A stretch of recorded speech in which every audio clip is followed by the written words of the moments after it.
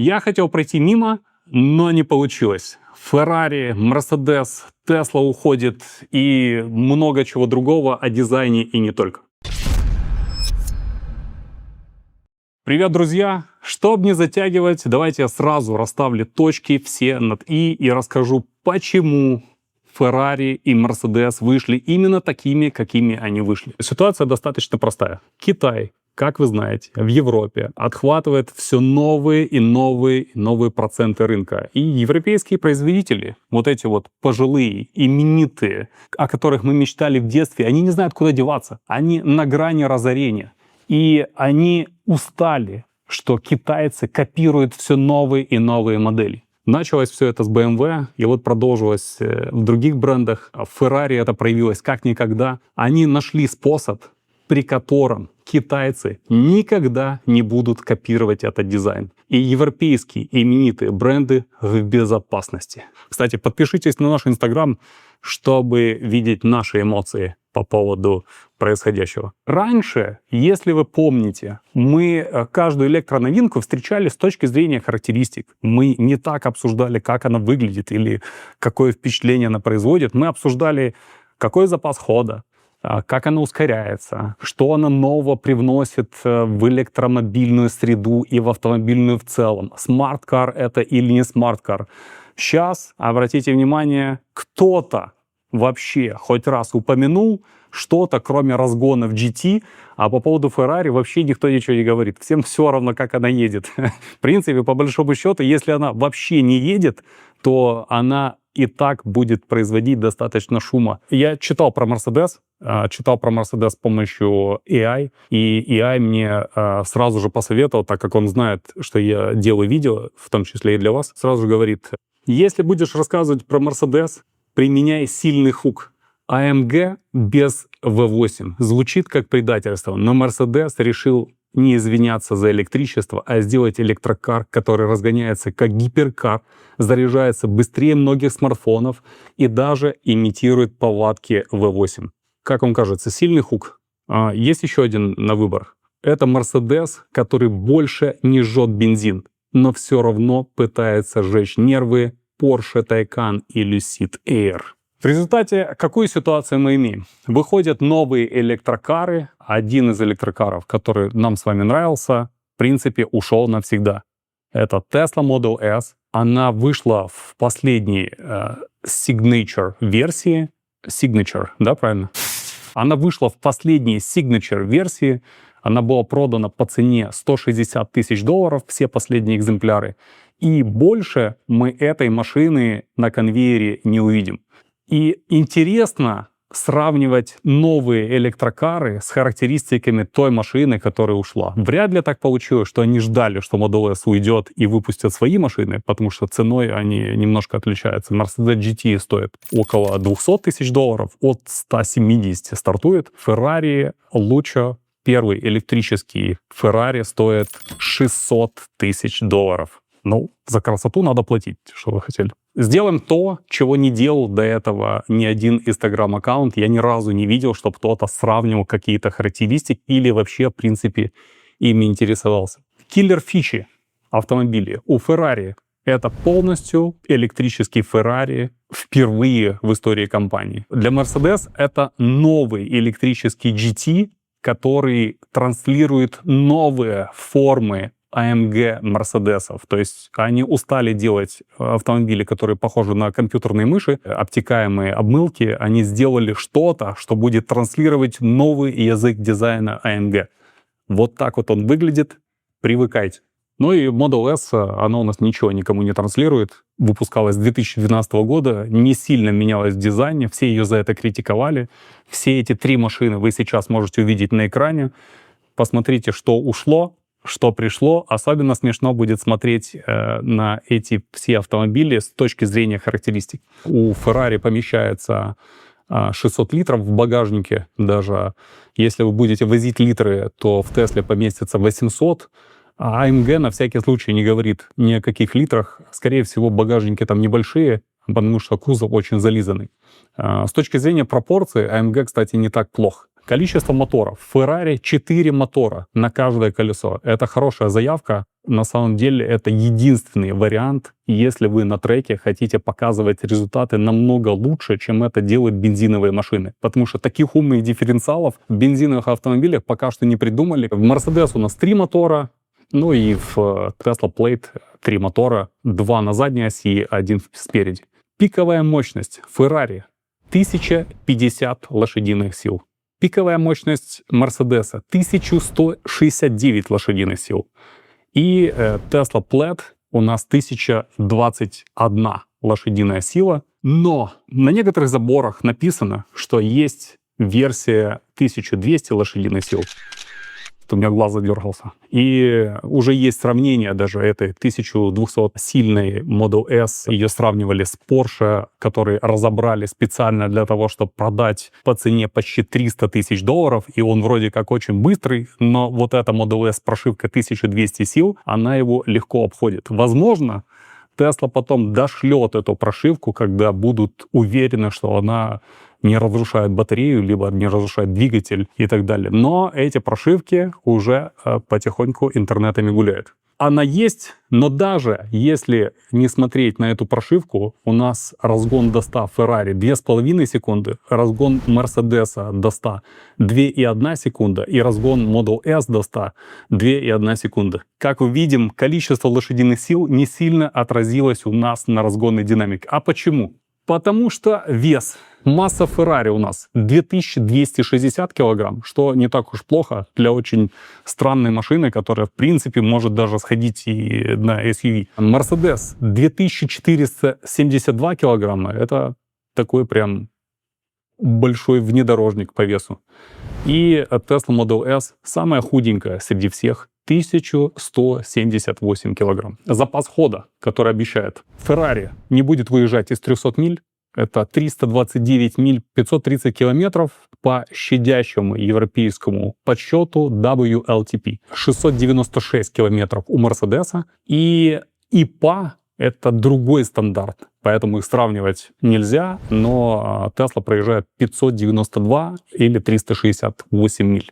Что, в принципе, делает их всех на одной примерно линии. Это все машины, которые проезжают 500 плюс километров. А больше, по большому счету, не надо. Ну, то есть вряд ли кто-то будет садиться в эту Ferrari и пытаться проехать 1500 километров. Хотя Mercedes устанавливал в этом плане рекорд. Мало кто знает, потому что внешность затмила все. Но перед тем, как выпустить эту машину, Mercedes гонял тележку, эту платформу, гонял на стендах, гонял ее на треках, и она в рамках рекламной брошюры Mercedes объехала Землю несколько раз. И ничего не сломалось, поэтому вот Mercedes заявляет, что это очень надежная машина, и мы будем верить. Очень надежно. Если ее кто-то купит, мы с удовольствием убедимся в этом. И пройдемся по главным фишкам. Убойный аргумент. Почему я должен купить Ferrari? Ferrari пытается сделать электрокар с механическим ощущением. Реальные вибрации электромоторов усиливает. Подрулевые лепестки управляют тягой, рекуперацией, а не фейковыми передачами. Mercedes специально разработал штуку, которая называется AMG Force S+. Цифровой V8 звук.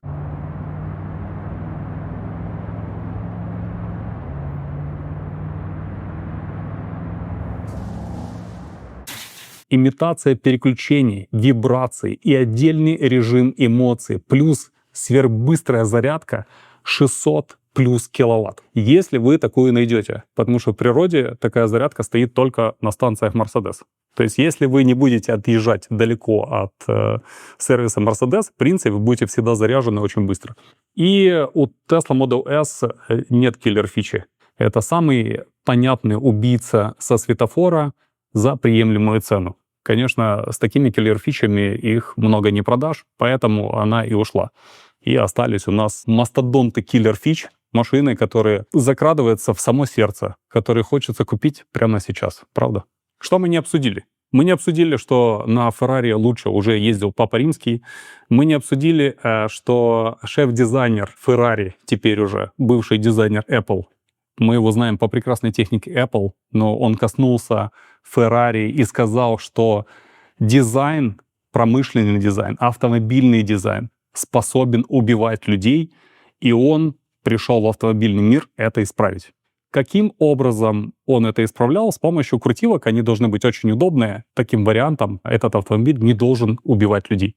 Но в реальности какое количество итальянских пенсионеров увидел эту Феррари, покинуло мир, мы не знаем на сейчас. Поэтому, в общем-то, Джонни Айк обещал никого не убить дизайном, но не уверен, что у него получилось. Кто еще до этого совершал дизайнерские самоубийства и как это отразилось на компаниях, мы можем посмотреть в статистике. Значит, первый у нас прыгнул со скалы в сторону дизайна был Ягуар.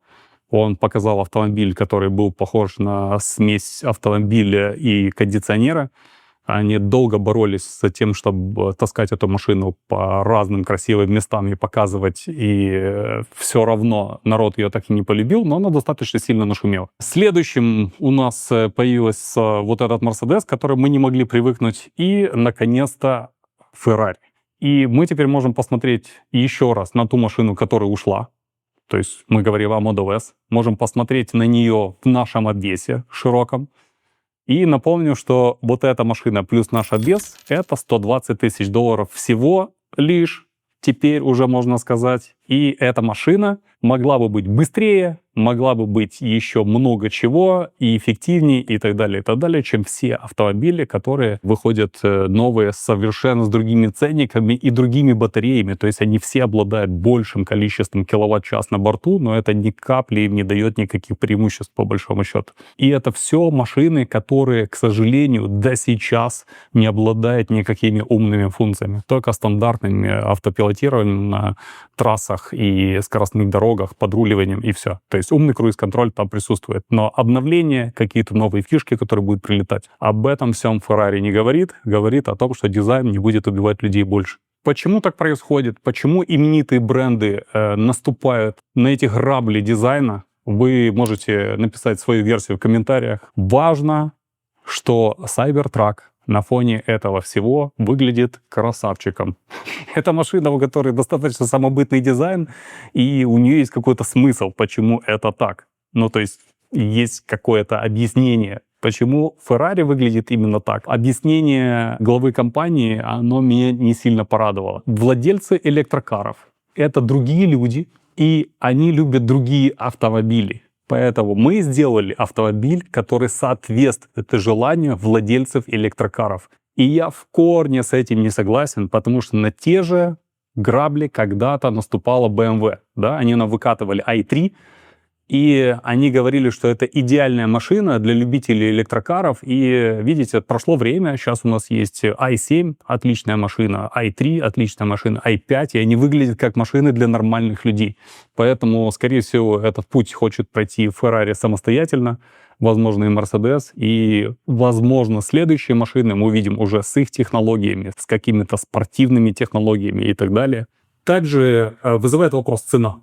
Раньше, когда мы платили за Ferrari, мы покупали частичку технологий, частичку спорта, частичку лимана, что-то, в чем можно было похвалиться перед друзьями в бане, сказать, вот у меня двигатель в машине с гонок Лиман, ибо с технологиями Формулы-1. Сейчас в этом автомобиле стоят те же моторы, которые использует Dodge, которые использует Fiat или еще кто-то использует. А может, они специально разработали отдельный мотор, а может, это вообще пиглицовка какого-то китайского бренда. Но ничего общего со спортом пока что эта машина не несет. И к чему я приобщаюсь, покупая такой автомобиль за 600 тысяч долларов, я не очень понимаю. Поэтому не очень понятен портрет этого владельца автомобиля. Опишите тоже его в комментарии, кто будет покупать эти машины. А суммируя это все, конечно же, большая часть из нас попадается на старую добрую когнитивную ошибку, когда мы стараемся себе объяснить, что вот то, что выходит, или то, что делается, это заранее продуманные шаги, и это к чему-то должно привести. То есть, если эту машину выпустить, значит, кто-то заранее подумал, что эта машина наберет огромное количество просмотров в соцсетях, и это принесет компании какой-то плюс. Но чаще всего это и является ошибкой, потому что компании управляются людьми, страны управляются людьми, и иногда люди делают какие-то вещи, которые можно описать только одним словом. Это хорошо, когда что-то подобное происходит с компаниями или продуктами. И очень плохо, если что-то подобное происходит со странами и их управляателями. Тогда это грустная история. Но будем заканчивать на позитиве. Я рад, что мы все еще люди, что у нас появляются вещи, которые вряд ли бы выпустил робот, потому что они бы лучше посчитали вероятность падения акций компании и что-то подобное. И нам есть что с вами обсудить. А все самое интересное с электромира будет так и иначе на этом канале. Поэтому увидимся. Спасибо, что смотрели. Пока.